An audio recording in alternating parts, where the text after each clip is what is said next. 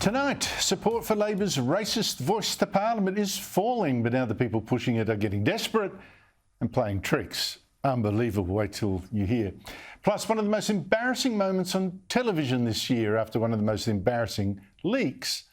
And Malcolm Turnbull's bizarre new podcast. Join me as I speak to leaders across the globe and at home about the greatest threats faced by democracies today. You will not believe who this crazily bitter man names first as one of those greatest threats. Dearie me. And he was our Prime Minister, which might actually help to explain the shambles I'm about to describe. Let me start with this idea for you. Is it remotely possible that more than 4 million Australians are disabled?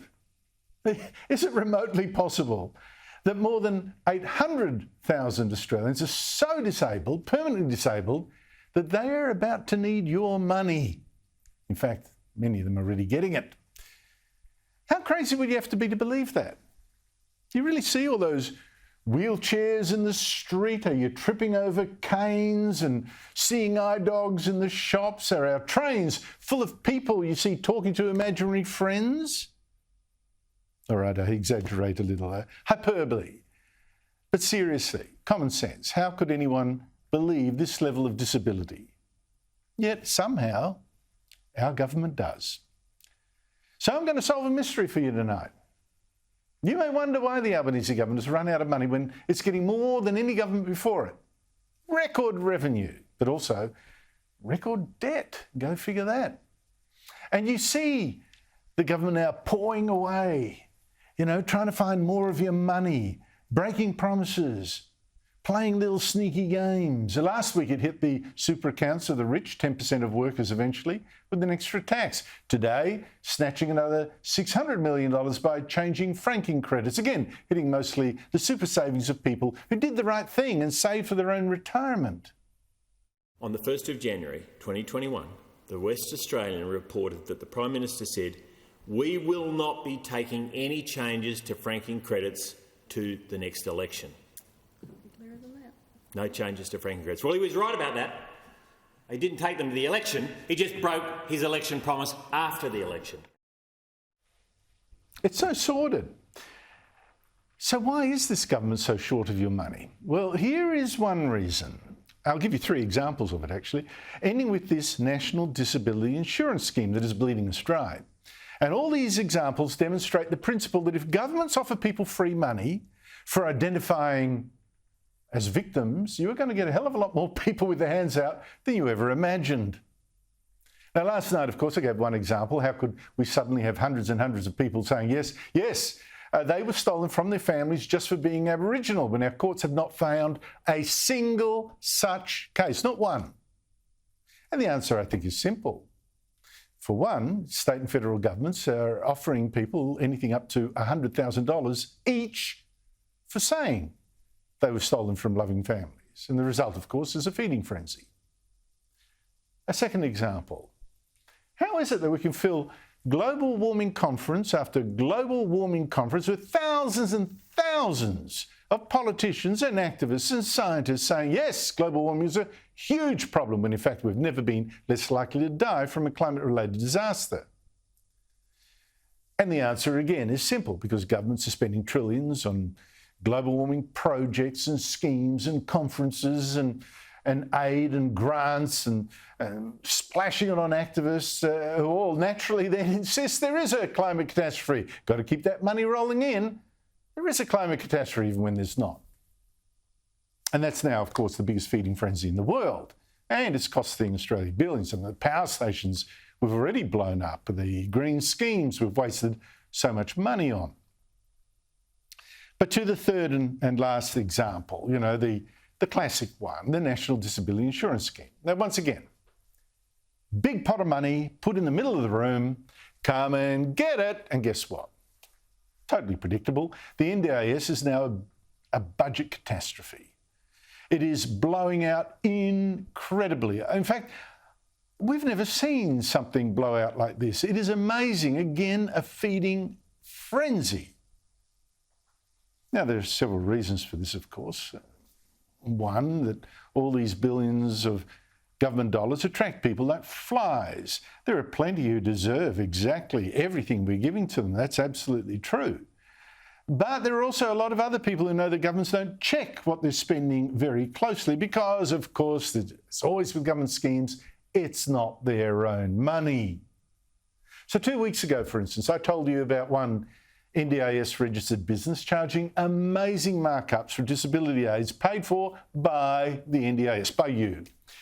AusNew Home Care Service in Sydney. As I told you, let me show you what I mean. On eBay, for instance, you can get a walking stick holder to clip on your wheelchair, say, for just $11.59. But AusNew, when we looked, was charging $82. You could find a portable half step on the internet for $38.95. AusNew charged $203. You can find a shower chair for $139, but AusNew charged $690, and so on and on and on. Now, we don't know why they were charging such very, very high prices. We're not accusing them of necessarily artificially increasing their prices to take advantage of the NDIS and the helpless people on it. But we do know that the Minister for the NDIS, Bill Shorten, said he was as mad as hell about this and by crack, he was going to crack down. And I don't doubt him. I don't doubt him at all. But 2 weeks on, hey, well, look, AusNew has now cut its prices in half. But it's still typically charging 2 or 3 times more than other suppliers for the items I checked. So that's one issue. Another, of course, is the incredible stuff that people in the NDIS, some of them, are charging to taxpayers. Again, a lot of things we purchase are quite legitimate. But you go to social media websites, you will find people on NDIS asking each other what they could get for free that you might think, well, you'll see them asking about free skiing lessons or free sex workers or free basketball lessons or free time out for the parents in a nice hotel. But the biggest problem of all is actually staring us in the face. Who are all these people saying they're disabled? Again, many, many are. I'm sure, and I don't begrudge giving them my tax dollars. Happy to help. But seriously, this many? The NDIS itself claims 4.3 million Australians have a disability. 4.3 million. Who believes that? That's 1 in 6 Australians. Does that sound remotely possible to you? 1 in 6? Now, of course, they don't all qualify for help. But the NDIS does say it's already funding 500,000 of them. And it expects to have 860,000 disabled people on their books by 2030. When the NDIS by then is tipped to cost us $64 billion. $64 billion. Now, how on earth does that work? 860,000 Australians with disabilities so bad that we spend $64 billion on them? Or $75,000 per head? Wow.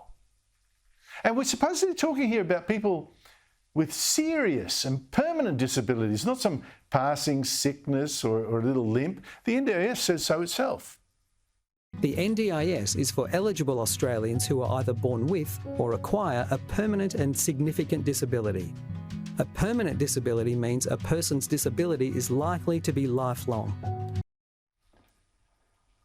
Now, that just doesn't pass the pub test, really. We're pushing on to 1 million Australians by 2030 with a permanent and significant disability that needs your money. You'd have to be mad to believe it. Or a politician who's just handing out someone else's money. So you can see what's happening here. We already know, for instance, that doctors and psychologists are diagnosing children with worse autism than they actually have just to get them on the gravy train, or, as they'd say, to get them the help they'd otherwise not get. And this is why Australia must be setting a world record now for autism. I mean, you just look at boys aged 5 to 10, right? 1 or 5 to 7, 1 in 10 of them, 1 in 10% of these boys are supposedly autistic. 10%! That's either an epidemic or a sign of fraud. Sign of free money. Governments put out a great golden pot of your money, Boom! And what a surprise. Feeding frenzy that's driving us broke. And what does the Albanese government then do about it? It goes hunting for the superannuation that hard-working people, the prudent, have saved, so they can chuck even more money at a crowd who's created with free money. Something is very broken.